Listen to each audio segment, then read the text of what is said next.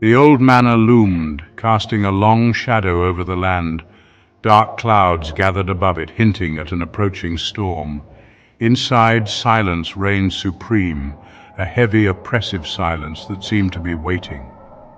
Alistair Blackwood was gone, his life unexpectedly extinguished. Mystery shrouded his final hours, and the air itself felt cold and watchful. Alistair was a man of great wealth, immense wealth that he had carefully accrued over the years. He was known to be eccentric, living alone for the most part.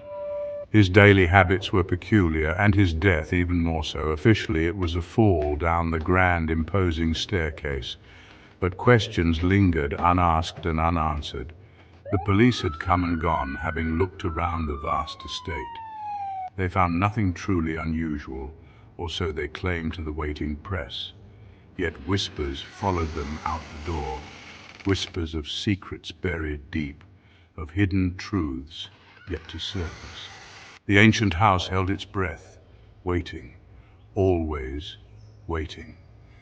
Now the family began to gather, not for grief, not truly. Their sorrow seemed more of a performance. They came for the reading of the will for the vast fortune. Their eyes scanned the opulent rooms, each face a carefully constructed mask, each heart holding a secret burning desire. The silent game had finally begun. Eleanor Blackwood arrived first, naturally. Alistair's young, ambitious second wife, dressed in an impeccably new mourning dress. Her sorrow, perhaps, was less so. She needed the money desperately, for her future ambitions were grand indeed, though her patience was thin.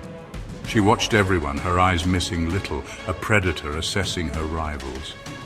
Then came Julian Blackwood, the prodigal, long-estranged son. Absent for many years, his face was hard, unreadable, his eyes cold as winter ice. He and Alistair had fought bitterly. Did he return for reconciliation now, or for a twisted form of revenge, or simply for the inheritance? Clara was already there, of course, the quiet, unassuming niece who had cared for Alistair in recent times in her own quiet, dedicated way. Often overlooked, often underestimated, she knew the house intimately, its every creak, its many secrets. She observed all silently, patiently, her thoughts remaining her own. Suspicion filled the stale air, thick as a London fog. Each heir eyed the others carefully. What did they truly know? What secrets did they cleverly hide? Motives tangled like thorny vines, greed, resentment, desperation, fear. The stakes were incredibly high now. Everyone wanted their rightful share. The lawyer, Mr. Croft, soon arrived. His face was grim, his brow furrowed, as he announced the will was missing. Alistair always kept it secure, or so he thought. Panic flickered briefly in Eleanor's eyes, while Julian scoffed, a sound of disdain. Clara remained perfectly still, watching. The news was a shock to them all. A vital document vanished. Days passed, each one heavier than the last. The frantic search continued unabated. Rooms were turned upside down, drawers emptied, their contents scattered. Safes were checked, then checked again. Nothing. The will remained elusive. The tension grew unbearable, a living thing. Accusations hung unspoken in the air. The manor felt like a closing trap. It was Clara who finally found it, in the dusty, neglected old library behind a loose stone in the fireplace. Not a place anyone had thought to look.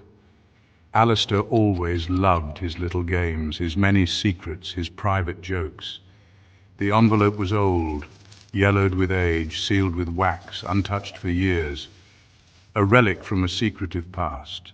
She called them all together then, Eleanor, Julian, Mr. Croft. They gathered in the dim, fading light.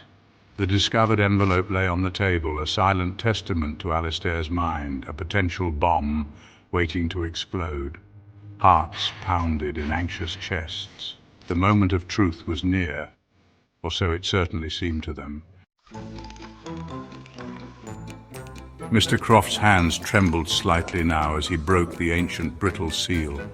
He unfolded the heavy, crackling paper, his eyes scanning the elegant, faded script. A small gasp escaped his lips. He looked up at the expectant faces. His own face suddenly pale. This, he knew, changed everything. This was not what anyone expected. This is quite unexpected, he stammered. The will was surprisingly brief, astonishingly so for such a fortune. Alistair Blackwood, it clearly declared, had left his entire vast fortune, every last penny, every single share, to his loyal housekeeper, Mrs. Gable, who had vanished the very day he died. A most curious turn of events. Eleanor screamed, a sound of pure fury.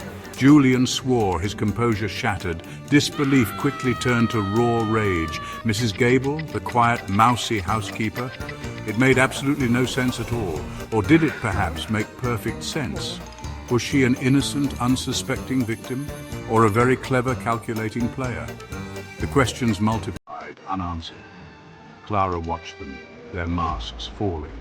A small, almost imperceptible smile touched her lips. She knew Mrs. Gable quite well. She also knew her eccentric Uncle Alistair.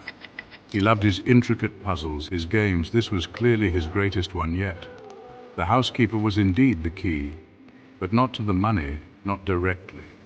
To the truth about his mysterious death. The real will, Clara suspected, was still out there, and Mrs. Gable knew exactly where. The hunt was far from over now. It had just taken a new, more dangerous turn.